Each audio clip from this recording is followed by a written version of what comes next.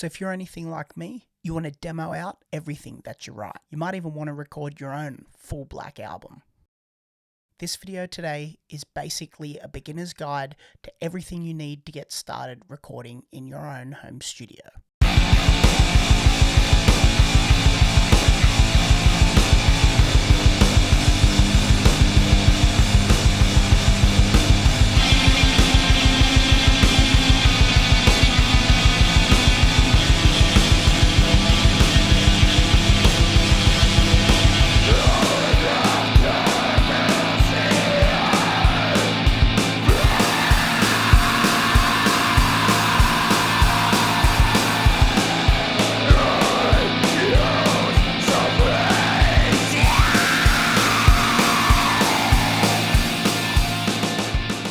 Welcome, I'm Aaron from Guitar at the Tomb. Today we're going to run through exactly how and what you need to record music at home in your very own home studio.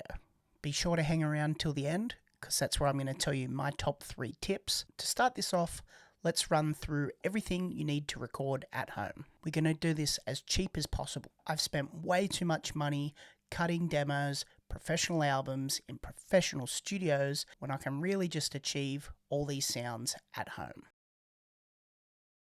You need a computer. Don't have one?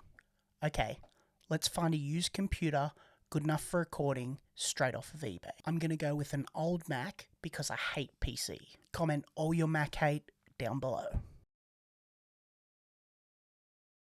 Okay, because I like Mac, I found a used 2011 21.5 inch i5 iMac for $117 US. It's good enough to do the job. It comes with a pre-installed DAW of GarageBand. Back onto eBay. We need to find us a used recording interface. You're going to plug your guitars and microphone into the interface, which in turn is then going to be plugged straight into your computer. Okay, we found our interface for $34 USD. It's Behringer Euphoria. It's buy it now, sick. This one's definitely going to do the job and it's cheap as hell. I'm going to assume you already own yourself a guitar, so let's skip that part. I myself am going to be playing a budget option. It's an Ibanez and it's perfect for black metal. If you want to check out that guitar, I have a description in the link below. I did make a demo of it. There is also a link there in case you like the guitar and want to purchase it for yourself. So now we're going to hit up eBay yet again and we're going to find ourselves a bass guitar. We've found a Peavey Millennium BXP. No bids on this one, so we're going to wait till the final minute, get it for ourselves. We're going to pick this bad boy up for a bargain at $125 USD. Okay, microphone. For the microphone, I want you to do me a favor. Go buy yourself a new one. Go buy yourself this one to be exact. You should invest in a brand new Shure SM57. You should hold on to this microphone for the rest of your life. Not only is this microphone cheap, it's basically an industry standard. For our recording, you're not only going to be cutting vocals on this thing, but it's basically standard and a beast when it comes to recording metal guitars. Now we did it. We have all necessary equipment to record our first metal song. So now let's talk about how we're going to do the damn thing. First of all, we're going to need some riffs. So let's fire up our Mac.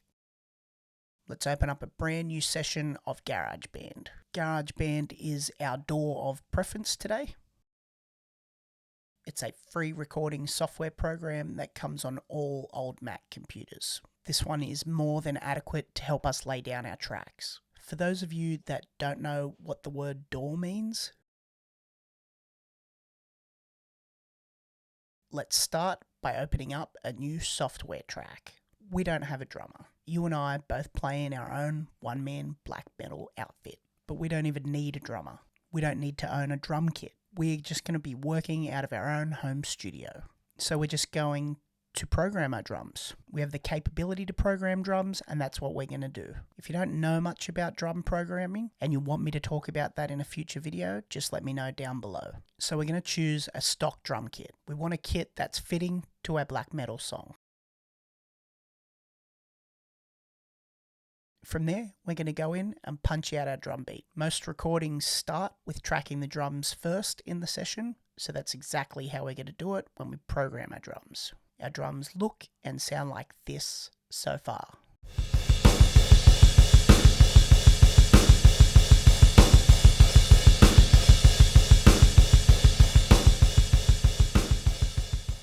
Next, we're going to go ahead and just set up our DAW so it's ready for the rest of the whole song. How we're going to do it, I'm going to put in 2 rhythm guitar tracks. One will be panned hard left, one straight over to the right hand side. That's called dual tracking. It helps thicken things up. I do want to put in a lead guitar track, and we're just going to leave that centered.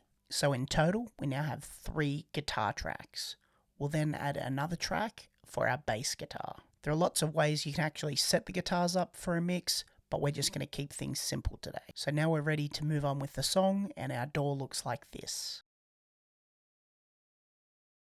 For our guitars, we're going to use another stock plugin. This is a free plugin in GarageBand itself. They are more than good enough for what we are doing today. The amp we're going to use in plugin form is called the Vintage British Stack. This amp is based on the old vintage Marshall PLEXI. Euronymous used one of these on 2 of my favourite black metal releases. So if it's good enough for Euronymous, then it's more than good enough for us. When recording, it's a good idea to have something called a reference track. You need to have an end goal in mind. You aren't inventing something that's never been done before, so use a reference track to point you in the right direction. So for our reference track, we used Mayhem's Death Crush record. If you want to go deep and learn more about the Death Crush guitar tone, then check out my vid on that. I'm going to leave a link to that video in the description below. Anyways, let's dial in our PLEXI. The way we've set up our amp looks exactly like this. For the sake of keeping things simple, we are also going to use the same amp for the lead track. So let's listen to our 2 rhythm and lead track guitars.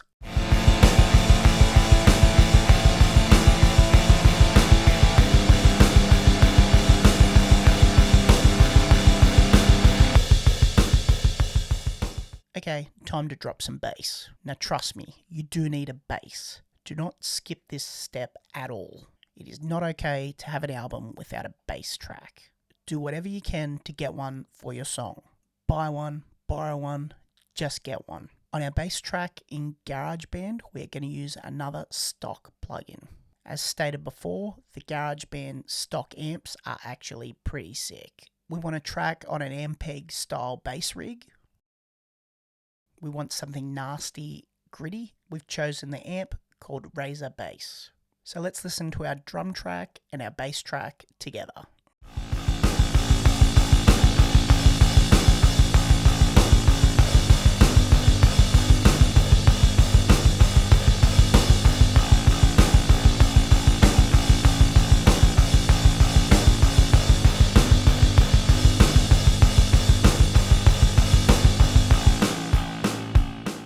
So there we have it, that's all our music complete. Now what we're going to do is just quickly play around with the levels and get the guitars, bass and drums to sit evenly in the mix. This is going to give us some sort of idea of what the final product will end up sounding like. It's also going to help for a comfortable vocal performance. When tracking the vocals, there's 3 separate tracks, 1 per line. If you're good enough to do your vocals in 1 take, then go ahead and do it. However, I am not. So this is what our song now looks like, and this is how it sounds with our 3 vocal lines.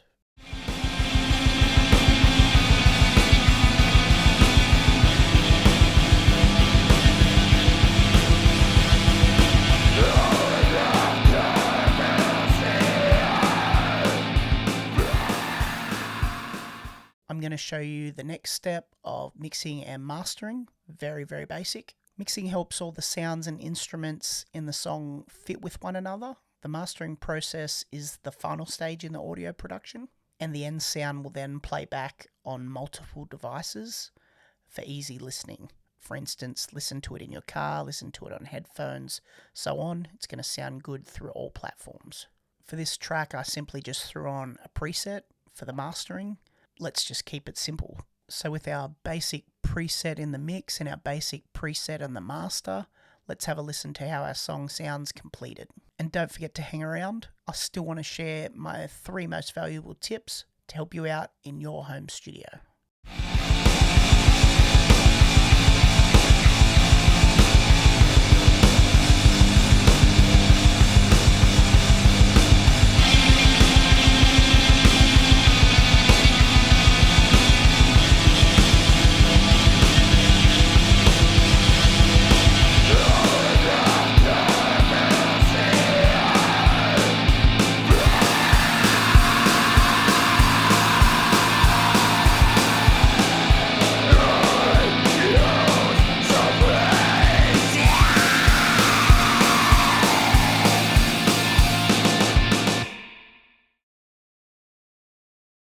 Treat your room for recording.